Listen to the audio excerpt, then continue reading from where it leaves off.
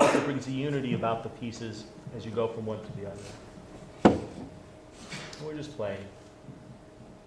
A happy accident.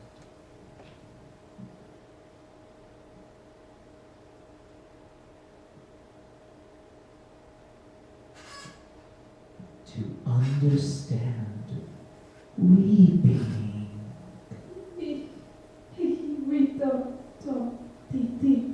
To understand weeping. To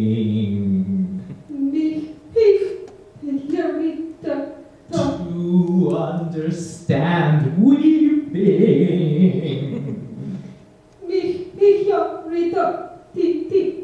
To understand weeping. To understand weeping. To understand weeping. To understand weeping.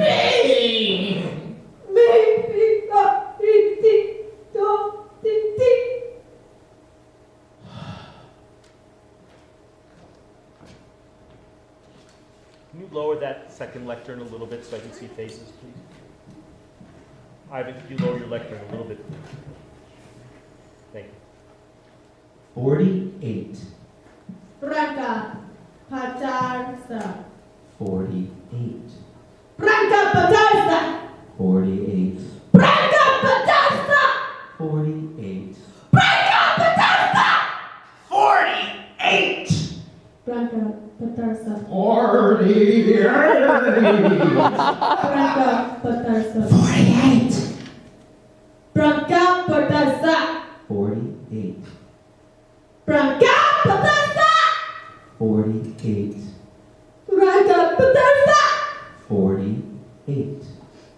Branca Patarsa. 48.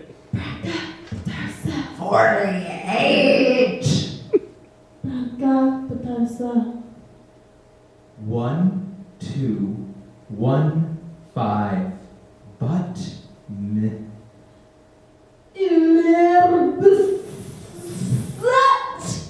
1, 2, 1, 5. But m.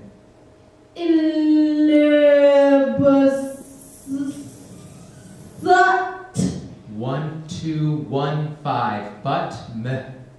1, 2, 1, 5. But m. 1, 2, 1, 5. But m.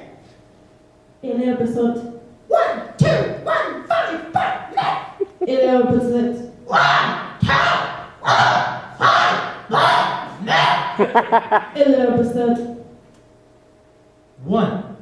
It seems like you are laughing.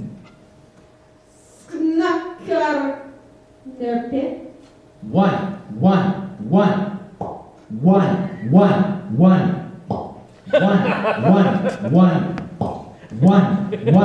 1. 0, 1, 1. I forbid you to laugh.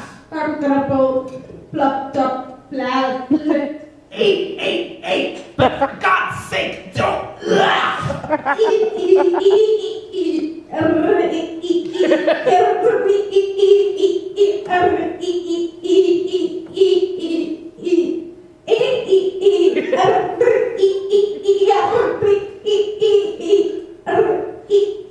1, 2, 3, 4, 4.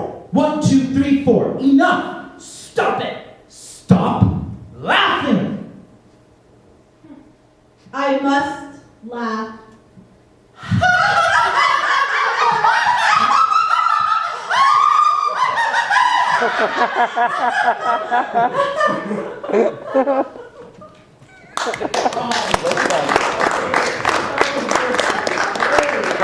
Okay, let's talk about all of them in context. It's always wonderful for laughter. If you give a great big laugh on stage, it becomes very infectious. Even if it's artificial, the audience just gets uncomfortable and starts laughing. And the laugh before that was so annoying. It was textual, wasn't it? What was it exactly? It was like really annoying laugh. So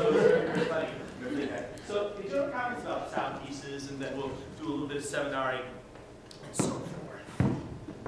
I had never encountered this artist before, Giacomo Bava. Yeah, Do you know the time period this is? that's a futurist piece. Teacher. That's a futurist piece. He wrote a lot of them, Giacomo Balla, and actually if you go online, you go on YouTube, a number of them have been recorded. You can find them on YouTube. He was probably trying to think of, I think that was one of his main forms of artistic expression was those sound pieces. I think he's the primary author of a significant number of them. Giacomo. So what else?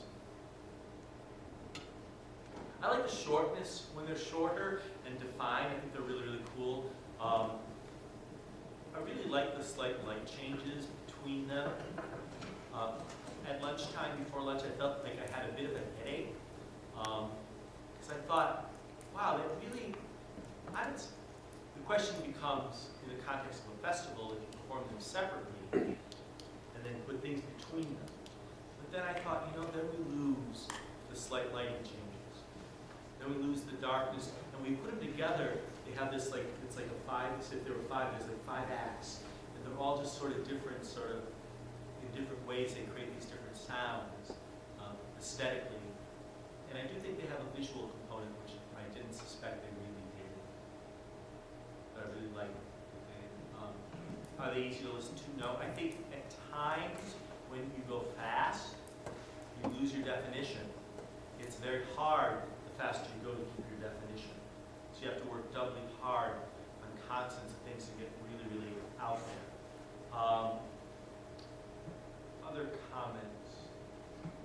I really enjoyed, I think just because, like, Rochelle and Mir and I work so much with Ursinata, like, to hear the other group do it was really neat. And there was it was so much more haunted than ours. And I love the fact that y'all had that empty lectern in the center. I know other people did it too, but with the hauntedness, it sounds like you were conjuring someone up who was meant to appear in that center lectern. I don't know, it was just a really neat effect to me.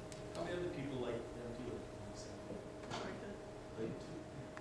I have no feelings about it whatsoever. I don't know. I think if it's out there and you do that, I think you have to put a little more light on it than you do the speakers. If you're going to have an empty lectern, make it an empty lectern with purpose, and add a teeny bit of a little more light. So there's something about it that draws our attention to it while the sounds are I really like the humor in the last one too, because they can be as funny as you want them to be too, and you can play with them however you want to have fun in doing them. Other pieces. Just general comments, yeah. In that last one, ironically, there were some really amazing visual aspects of it. Go ahead. And just like the shaking of your head and some of the simple movements really added to it. Yeah. So if there is movement or something like these, it's very, very simple, very, very deliberate, very thoughtful to point it out. A little goes a tremendously long way. I mean, we're learning about how to, you can listen to the recordings, you can guess how we saw the one person do Ursinata last quarter, but these have to be what we make. Our talents and our abilities and possibilities. What do we make of these pieces, which are essentially open-ended? But I think people are beginning to really listen. I think people are really paying attention to the musicality of their sounds and making these sound pieces for us in an interesting way. The intentionality of what we're doing, although perhaps, I think the danger is if we do them all separately, the audience never really gets to get what's going on. We never really get to learn how to listen and how to pay attention. That's my main concern. So these are just ideas that float to the top of it. I agree. Yeah. The slight variance in styles between the different ones, I think, is so much stronger when we have them all together like that. I think it's much more noticeable, and it's a strength, the different styles. Yeah. Whether they're futurist pieces or they're Dada pieces is pretty material. They're essentially